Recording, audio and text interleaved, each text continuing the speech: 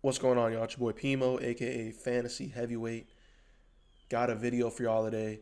Gonna be breaking down each team in the AFC East using Vegas projections.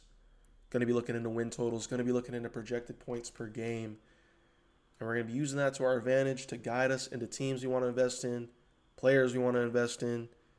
Fantasy season is here. Only comes once a year. So we gotta make sure we're hitting on all cues. All cylinders, whatever, you get the point. So without further ado, let's get right into it. All right, so here's a little overview of each team and their Vegas projections. We got the Buffalo Bills set at 10.5, Miami at 4.5, New York Jets at 5.5, New England at 10.5. We have their projected points per game for this year. Bills at 26, Miami Dolphins 19, Jets 18, Patriots 23 to 24. This is what they averaged last year. And here's their strength of schedule. And it seems like the AFC East got a pretty tough road this year, each team. And that's good to see. It's good to see New England will be tested. It's good for Buffalo, I think, that they get tested. I feel like they always play to their opponent. Miami Dolphins, I feel like that's good so we can get a top pick this year. Hopefully we won't run off 5 games towards the end of the year and ruin our draft slot. Yes, I'm a Miami Dolphins fan, unfortunately, but that's okay. That's not your guys' problem. That's my problem and my future kids and their future kids. And then the Jets with the 21st, they have the easiest of the bunch. But it's also the Jets. So, all right, rolling into our first team, we have the Buffalo Bills. Win total set at 10.5. I have them going over. Here's their schedule just for a visual of who they will be playing. I landed on 14 wins. Obviously won't be 100% accurate. Maybe it is. Wouldn't bet on it though. But I see them easily winning 11 games with this schedule. The schedule a little bit more tough, but I feel like the Bills, whenever the opponents are tough, they play tough as well. So maybe that's a good thing for them. And I see them squeezing out a lot of these games, high scoring games. So that's something you just want to buy into. You know what I'm saying? It's a Josh Allen led offense. They just added DJ Moore, stud wide receiver, position that they've been lacking ever since Stephon Diggs departed. I just believe that DJ Moore will give them more points, more wins. So, yeah, with that being said, let's go into their projected points per game. It's set at 26.1. I think that's a little low. Last season, they averaged 28. You're taking the same offense, adding in a stud receiver. I don't see why they can't replicate that or even beat that, In a magical year, maybe they average 30 points a game. I know that's a lot, but just saying.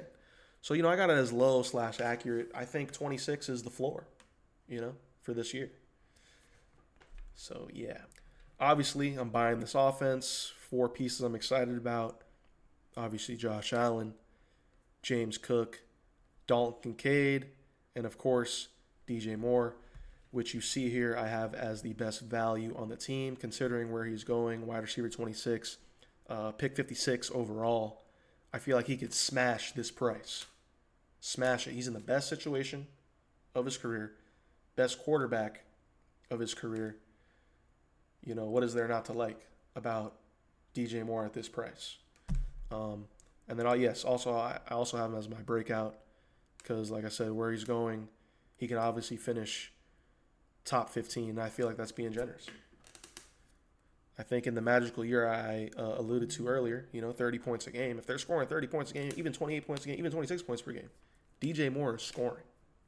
And I feel like DJ Moore he's great yak, great deep ball threat.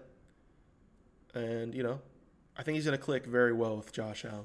But yeah, quick recap. I got Buffalo going over 10.5. I got them scoring more than 26.1 points per game. I'm obviously buying the Bills' offense. Allen, Cook, Kincaid, and of course, DJ Moore. All right, next up, we got the Miami Dolphins. Fins up. Shout out to Fin Nation. But this year ain't going to be it, guys. It's not going to be it. Win total set at 4.5. I got the under. You guys take a look at this schedule and tell me if we win 5 games. Just look at it. Tell me if we win 5 games. We're not. San Fran, Kansas City, Minnesota, Cincinnati, the Patriots, Lions, Colts, Buffalo, Denver, Chicago, the Packers, the Chargers, Buffalo, Patriots. Where do we win 5 games on this schedule? So, yeah, we're going to have to take this year on the chin, boys. That's okay. We'll get a top 3 pick and a loaded draft class. And that's okay. But, yeah, new regime, new QB, a lot of reconstruction going on, a lot of rebuilding. And I'm okay with that. With that being said, under 4.5 wins. Moving on to their projected points per game, that total is set at 19. I have that as accurate. Even though we won't be winning as many games this year, yes, I believe this team will still be competitive. I believe this team will still keep things interesting. There's a new regime, new QB. It's a whole culture shift in Miami. For fantasy, I have them as neutral. I won't be completely avoiding Miami, but I will be very cautious in where I do select some of these Dolphins players. Best value that I got for you, Malik Willis, currently the QB 21 with an ADP of 153. You're basically getting this guy for free. We all know his rushing ability, and we all know how much of a cheat code rushing quarterbacks are in fantasy football. So at this price, I think it's a no-brainer. My biggest risk, Devon Achane. And before you get mad at me, I'm not avoiding Devon Achane. I will gladly select Devon Achane at the correct price. We all know the upside he possesses. My only concern is the Dolphins' offense as a whole. New regime, no more Tua to check it down, new quarterback, rushing quarterback, a lot of questions and a lot of red flags that you need to pay a premium price to get the answers to. So even with all that being said, I still have Devon Achane as a potential breakout in this offense, meaning he will beat his current price. We all know he possesses league-winning upside. Shoot, if he was on any other team, I believe he'd be going in the top 6 to 7 picks for sure. And then also Malik Willis, giving his rushing ability, can easily smash that current price tag. Next up, New York Jets. Vegas win total set at 5.5. I got them going under. It's hard to envision them winning 6 games. Even if you give them the Titans win week 1, that leaves them at 5. They got to play the AFC West. Got to play the NFC North. Got to play the Patriots twice. They got to play the Bills twice. And you know they're going to split the series with the Dolphins. That's a given. That being said, I think they do have a pretty talented roster. They're bringing in Geno Smith, probably the best quarterback they've seen in the last 5 years. We could take a look. Zach Wilson. Aaron Rodgers after the Achilles tear. And Justin Fields. I think we can confidently agree that Geno is better than those guys. And I do believe he can elevate this offense to at least 18 points per game, if not more. You look at the pieces, Breece Hall, Garrett Wilson, exciting rookies, Sadiq, Omar Cooper. I think they could at least score upwards to 20 to 21 points per game. Fantasy offense, I have it as neutral. Like the pieces I said before, it's tough to click Jets, especially in the 3rd, 4th round. But I don't mind Breece Hall in the 3rd. Garrett Wilson's going in the 4th. I don't mind that. I wouldn't take them both, but I would definitely take one of them. And I do enjoy Breece Hall. I've clicked Breece Hall a lot in best ball. And, I wouldn't mind him having as my RB3 or RB2. For values, I have the rookies as the values. You could also say Garrett Wilson going in the fourth is a value, especially with him playing with Geno Smith. Probably, you could say Aaron Rodgers, but probably the best QB he's played with in his career, I'd say. So, yeah, Kenyon Sadiq, athletic freak, drafted 16th overall, going off as the tight end 21. In redraft, he's probably going undrafted. Maybe somebody's drafting him as their tight end too. I mean, if you have the space, I think it's worth it. With his profile, I think he can come down the stretch and put up some serious numbers. As well as Omar Cooper Jr., they traded up to get him in the first round. Who's the wide receiver two? Adonai Mitchell's the wide receiver two. I think that's plausible for Omar Cooper to come in and take that wide receiver two slot, especially down the stretch. And then the biggest risk I have is just the Jets organization itself. We'll see. Let's see what Geno does. They have great weapons. And then, I do like some of their pieces. Brees, Garrett, Sadiq, Omar Cooper. All right, going into our last team, the New England Patriots. Win total set at 10.5. I have them going over. Here's a look at their schedule. I have them winning at least 12 games. We have year 3 of Drake May. Now add in an elite wide receiver option in A.J. Brown. Year 2, Mike Vrabel. Christian Gonzalez holding down the defense. And they were just in the bowl. So I can easily see them winning over 10.5 games. Moving on to their projected points per game. Set at 23.8 points per game. I believe that's way too low. They were just averaging 28.8 points per game last year. Now you're adding in A.J. Brown.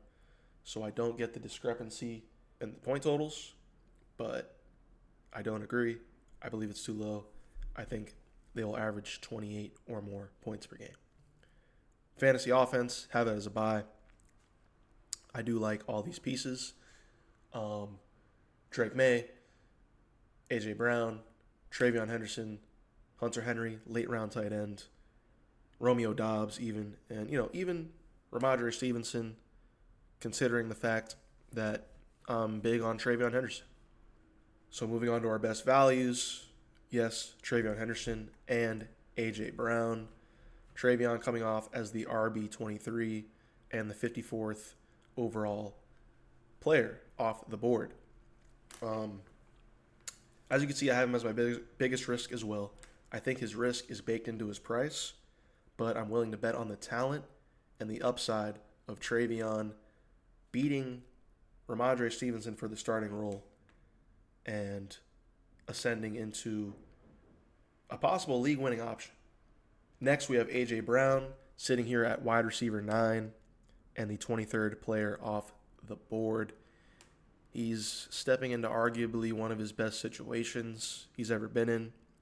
He's going to be with a quarterback that's actually going to sling the ball a bunch. And we could take a look at his quarterbacks throughout the years. Ryan Tannehill, honestly pretty decent. Marcus Mariota, Jalen Hurts, no shot to Jalen Hurts, but we know the Eagles were not passing like that. And now, tied to Drake May. Let's take a look at his fantasy finishes, considering his quarterback play. 16, 6, 26, 8, 7, 13, and even after last year's performance, finishing as the wide receiver 11. So I'm all in on A.J. Brown this year with Drake May. I think the sky's the limit, and I believe he can finish as a top 5, top 3 wide receiver. And surprise, surprise, the player that I think could beat expectations, Travion Henderson. Like I said, we're just betting on the talent. We're going to bet on the upside. We're trying to win fantasy football here. So we want to bet on the upside, and we want to win. That's it. We want to win.